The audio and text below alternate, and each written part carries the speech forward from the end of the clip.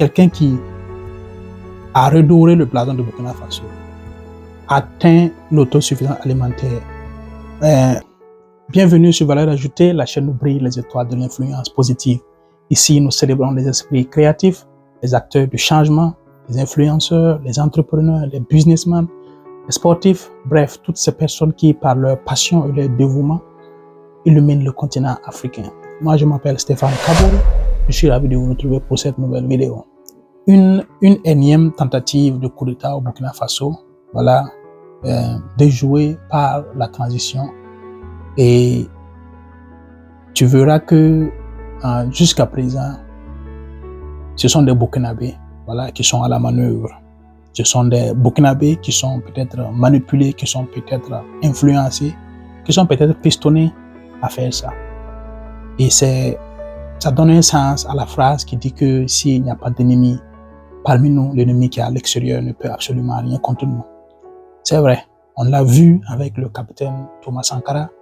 C'était ses proches collaborateurs, voilà, des gens qui étaient plus ou moins à côté de lui, qu'on a manipulés, voilà, que d'après que Thomas Sankara s'apprêtait à les éliminer, c'est la raison pour laquelle eux, ils ont éliminé le capitaine Thomas Sankara avant. Et si c'est comme le travail que le capitaine Thomas Sankara et puis le gouvernement à l'époque faisaient n'était pas bien, si c'était comme si c'était contre les populations ou bien c'était pas bien, qu'ils étaient contre le fait qu'ils ne développaient pas le pays, qu'ils n'avaient pas de projet d'envergure pour le pays, que c'était pas une voie toute tracée. Si c'est comme si c'était pas bien, on peut comprendre. Mais quelqu'un qui a redoré le blason de Burkina Faso, atteint l'autosuffisance alimentaire, au niveau de la santé, voilà, arriver à vacciner un nombre assez élevé de personnes contre des maladies. Arriver à dire au Burkinabé que ce que tu fournis comme travail, c'est comme ça que doit être récompensé. Il n'y a pas de magouille, il n'y a pas de corruption, c'était vraiment strict.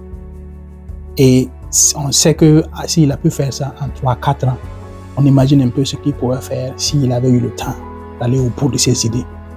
Malheureusement, on a utilisé des Burkinabés pour l'éliminer. Et si on doute de qui l'a éliminé, il y a un monsieur aussi avec qui je causais, voilà, un policier, qui me disait que quand ils approchent une enquête et qu'à un certain moment, et les pistes sont un peu brouillées, il y a des options qu'ils regardent. Une de ces options-là, c'est à qui peut profiter le crime. Si tu vois à qui profite le crime, tu sauras, voilà, qui peut-être est à la base de ce crime-là. Voilà. Et si c'est comme s'ils avaient éliminé physiquement le capitaine Thomas Sankara pour poursuivre ses œuvres, pour poursuivre, aller dans la même lignée que ce qu'il faisait, on pouvait comprendre. Malheureusement, dès que le capitaine Thomas Sankara a été éliminé, tout ce qu'il avait comme plan, tout ce qu'il avait comme projet ont été mis aux oubliettes et puis on est reparti sur de nouvelles bases, là où malheureusement pendant 27 ans, on a vu des choses. Ce n'est pas à moi de le dire, ceux qui sont au Burkina le savent, ceux qui sont même hors du Burkina savent ce qui s'est passé, que ce soit dans l'immixtion pour la déstabilisation de d'autres pays, que ce soit dans le trafic d'armes. C'est pas moi je le dis, c'est dans les journaux. Voilà, je n'invente rien, tout le monde sait. Des choses ne sont pas bien passées, jusqu'à aller héberger, voilà, des groupes qui attaquaient le Mali voisin. Je pense que c'était pas normal, je pense que c'était pas une chose à faire. Voilà, peut-être qu'ils avaient leur raison, voilà, peut-être que ça a protégé le Burkina Faso, mais si on sait pertinemment que héberger, je sais pas, un lion chez toi, ne sois pas étonné de te faire dévorer un jour. Donc, pertinemment et concrètement, on sait que ça n'allait pas bien se terminer.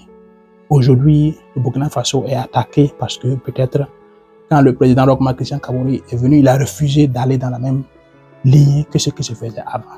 On a vu ce qui s'est passé. On sait que le monsieur, de temps en temps, il essayait, voilà, de faire des choses pour son pays, mais c'est comme s'il avait les mains liées. C'est ce que je pense. Peut-être que je me trompe. Voilà.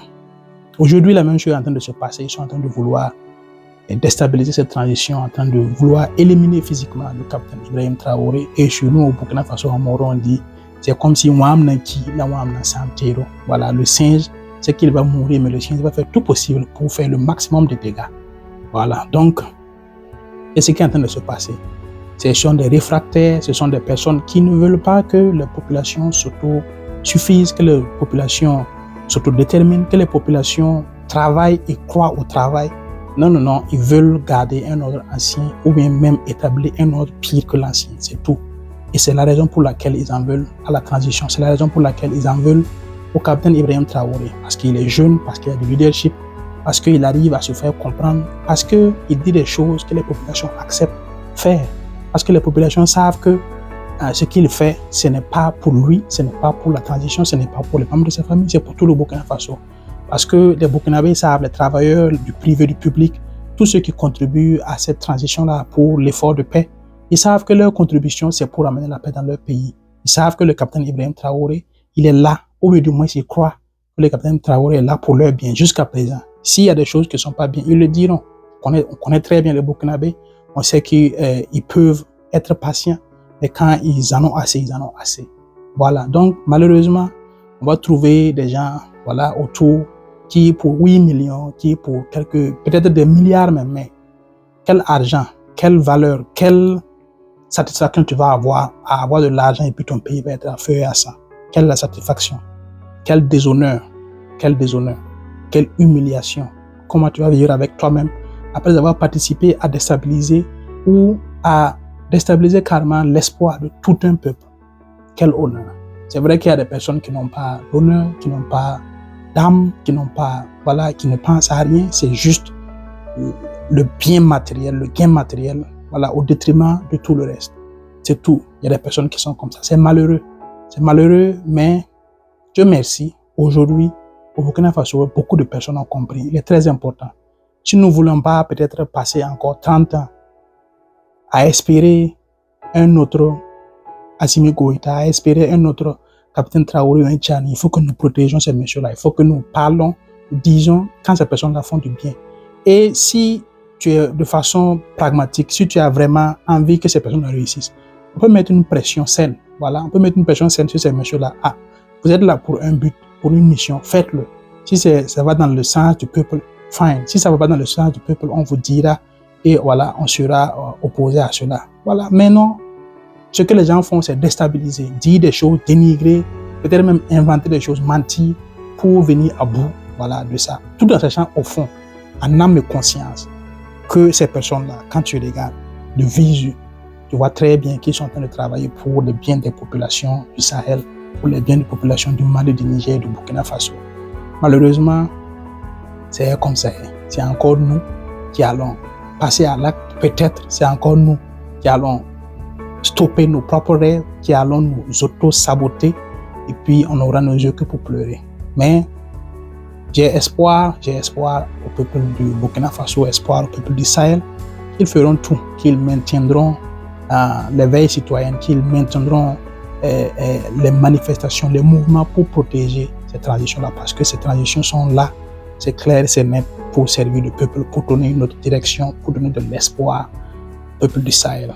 Donc j'espère que ça va continuer ainsi et que la paix reviendra au Sahel. Une des choses à vous et on se retrouve très très bientôt pour une autre vidéo. Peace.